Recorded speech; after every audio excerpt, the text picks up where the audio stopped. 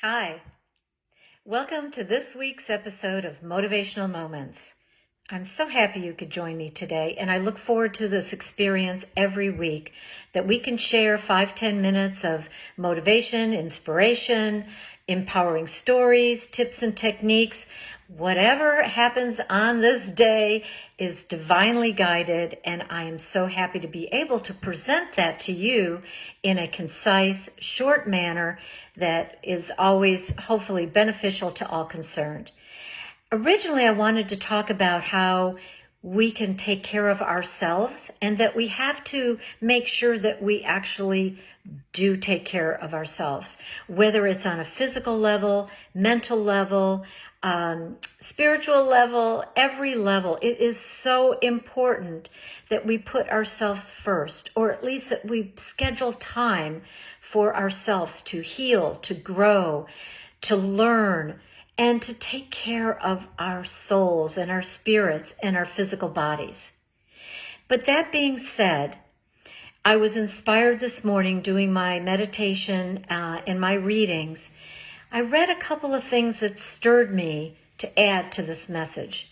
And I want to read it to you because I think it might help you as well. Okay, number one, this is a quote from Nelson Mandela. And remember, he was in prison for so many years. And when he left prison, this is what he said. As I walked out the door toward my freedom, I knew that if I did not leave all the anger, hatred, and bitterness behind, that I would still be in prison, the prison of the mind. So he looked beyond the anger, the resentment, and what caused him to be in jail for so long.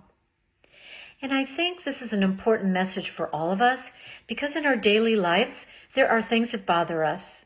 There are situations, there are people, there is frustration. And it's so easy to let those anger feelings, the resentment feelings, to rise up and kind of take over our minds, our feelings, our body, our everything. We just get so wrapped up in anger sometimes.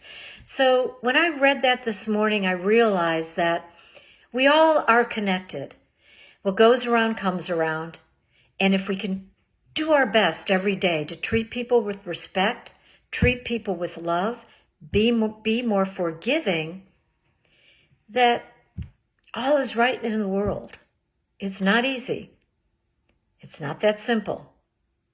But I think it's a lesson that we can really get our arms around, our heads around, that just to stop and pause and to see if we can quell those feelings that might come up that are less than positive and that are negative, that we may be able to diffuse some of that and look at the big picture.